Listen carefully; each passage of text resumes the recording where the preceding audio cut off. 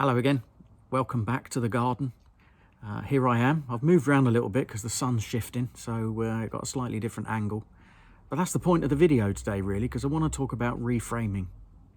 Now, if you know me well, you'll know that this year's been quite challenging for me, and it's a long way from being finished and being over.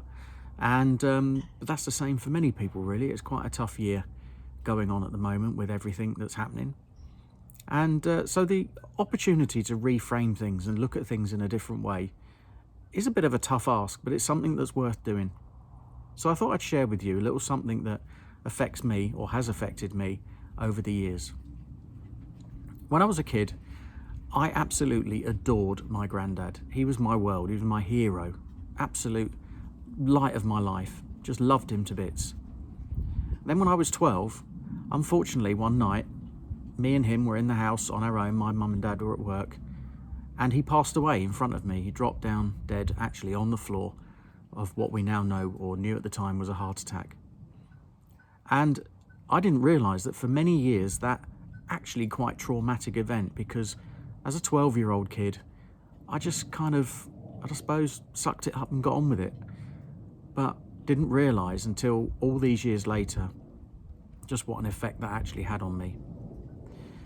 So in reframing that, I'm able to now talk about it, because 2 weeks ago, before reframing that, I wouldn't have got through this without bursting into tears, because that is such a heart-wrenching moment for me.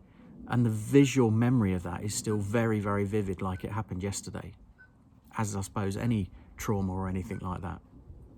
But in reframing that, I was helped to think of that in a different way, and think of it that actually I was the last person that he saw before he passed away.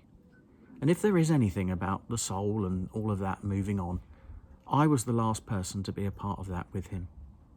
So in reframing that, I'm actually able to talk about it more openly, and it has now for me a far more positive meaning than the traumatic negative effect that it was clearly having on me as a subconscious thing.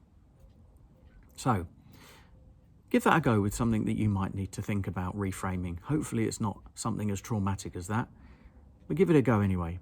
If you want any help, reach out. I'd love to have a chat. Like or comment below, and as I've said before, there's always someone ready to listen. See you soon.